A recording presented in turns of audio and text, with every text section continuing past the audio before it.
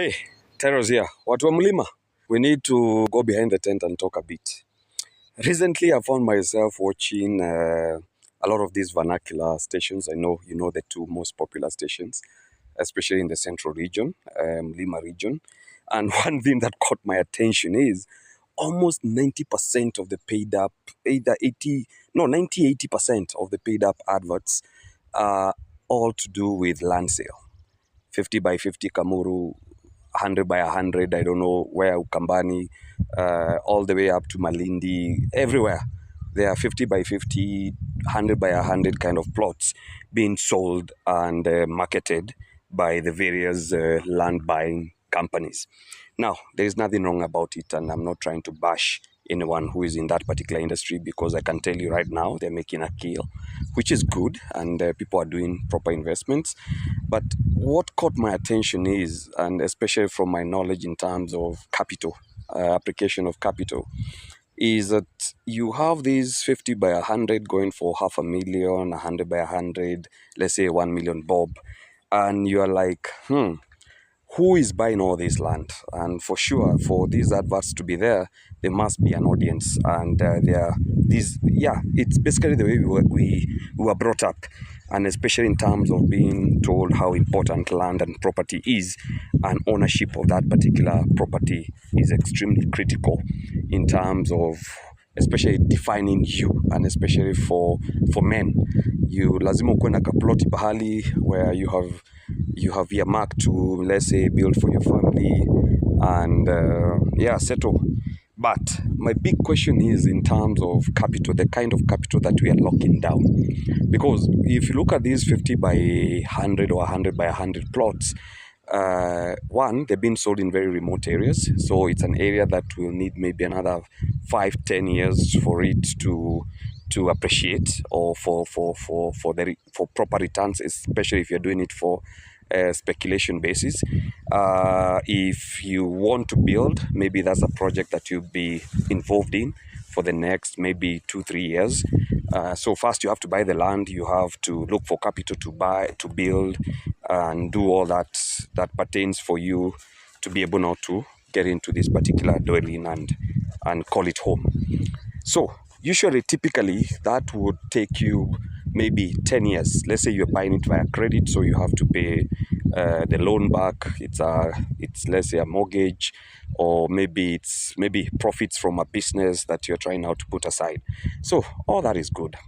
But the big issue I'm having is that having 80% of the ads being on a kaploti somewhere, it tells me majority of your investment, or what you call investment, is land. But unfortunately, this is money that is going to be locked in for maybe the next 5-10 years. So what that means is that during this particular period of time, you do not have any capital to either invest in yourself.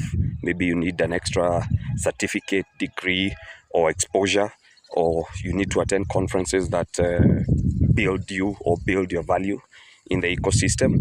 It also means that you do not have capital for maybe other alternate investment channels, like now the money market, or the bonds, or the treasury bills, and all the way to you don't have even capital to be able to sustain your small mamamboga, or let's say boda kind of biashara, because every small thing that you're earning is either going to pay up that particular loan for that plot, or is going to develop a house in that particular plot, and you're frozen.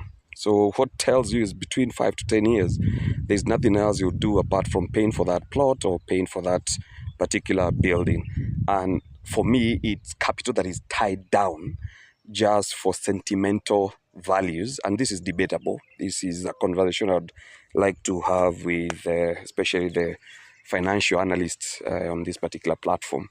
But for a whole region to spend almost 80% of their commercial advertising space on selling small parcels of land that have no economic value other than sentimental value, I see a problem. And I see a lot of businesses collapsing, people having no ability to be able to sustain their operations because all their money is tied up in this particular piece of land.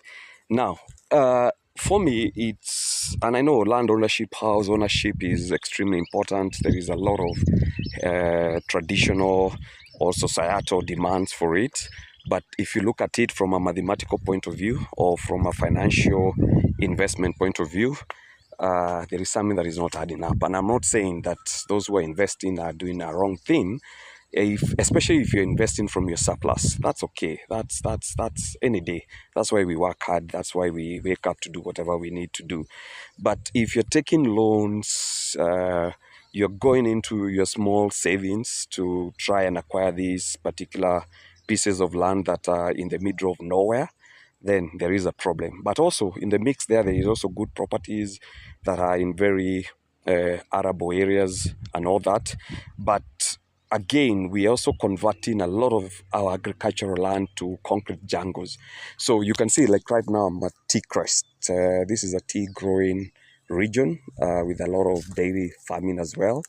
So typically for you to be able to make an income, or an income that can sustain, let's say, a simple family, a wife, mother, maybe 2, 3, 4 kids, you need maybe an average of 1 acre or 2 acres where you have your tea, you have your dairy, you have your cattle and all that. So this is land that produces. This is land that gives you something at the end of it all. And it goes into your cash flows in terms of being able to support what you're doing, paying school fees or blah, blah, blah. But when you buy a 50 by 100 in the middle of nowhere and wait for it to appreciate after 10 years, let's have a conversation. There is something that is not sitting well with me in terms of that particular percentage, because having 80% of the commercial advertisement airplay on TVs and radios talking about either land sale, gambling. There is a lot of gambling that is being marketed everywhere. Then the rest of the percentage is politics. So guys, tujiite kamkutano pahali. There is something that is not adding up, and I would love to hear your thoughts about it. Cheers.